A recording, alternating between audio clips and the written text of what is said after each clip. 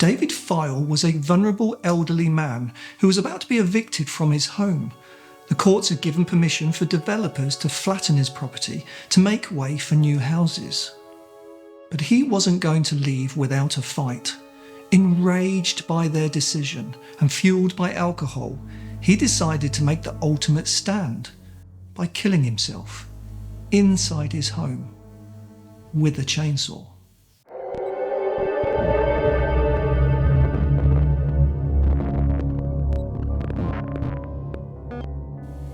It was a bright and calm morning in June 2008. The area around his flat was quiet, like a ghost town, as all the other residents had already moved out months before. The early morning sun was blazing through the dirty kitchen windows as David made his usual cup of tea. Dropping the tea bag on the side and returning to the front room, he sat down in front of the telly, just like he did yesterday, just like he did every day. But today, his usual routine would be broken by the sound of something dropping through his letterbox. Reaching down, he picked up an official-looking envelope. It read "Private and Confidential," and David knew exactly what it was. Shuffling back to the safety of his armchair, he took a couple of slurps of his tea before looking intently at the letter. Perhaps if he didn't open it, then it might stop the inevitable from happening. Or maybe it was some sort of reprieve from the courts, supporting his plight and agreeing with him so he could stay. Turning the telly down, he carefully opened the envelope. His eyes frantically scanned every word until they stopped on just one sentence: Eviction Notice. It was all over. All hope was gone. And as he sat there with the letter crushed in his hands, his knuckles white, thoughts of revenge raced through his mind. With all avenues now blocked and eviction imminent, David decided he had to do something that would cause maximum impact and make a clear statement about this injustice to the authorities. David had a long history of mental health, epilepsy and mobility issues. A loner, he struggled with day-to-day life, cocooned within his tiny one-bedroomed flat. A vulnerable man, he now felt he had nothing left to live for, so he made the decision to end his life right there in the place he felt safe, his flat. But he needed to draw the attention of the press to his fight, and simply taking an overdose and quietly slipping away was not an option. So how then? Frantically pulling things out of the cupboards, buried deep at the back, he came across an electric chainsaw.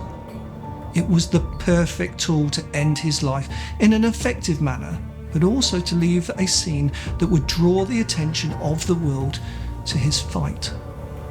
However, chainsaws have safety measures to stop injury, but even in his tormented state of mind, he had an idea. Grabbing some of the sticky tape, he wrapped it tightly around the start trigger. He needed the chainsaw to keep going to finish the job. But how could he hold it while the teeth ripped him apart?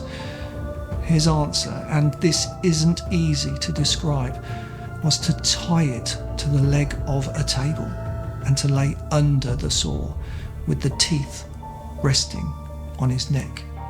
And in one final twisted part, he plugged it into an electrical timer and twisted the dial without looking. After downing the last dregs of beer from the can he was drinking, David laid on his back and slid himself under the table. Holding the chainsaw above his head and then carefully moving the teeth onto his neck, he felt the sharp set of blades jab into his skin.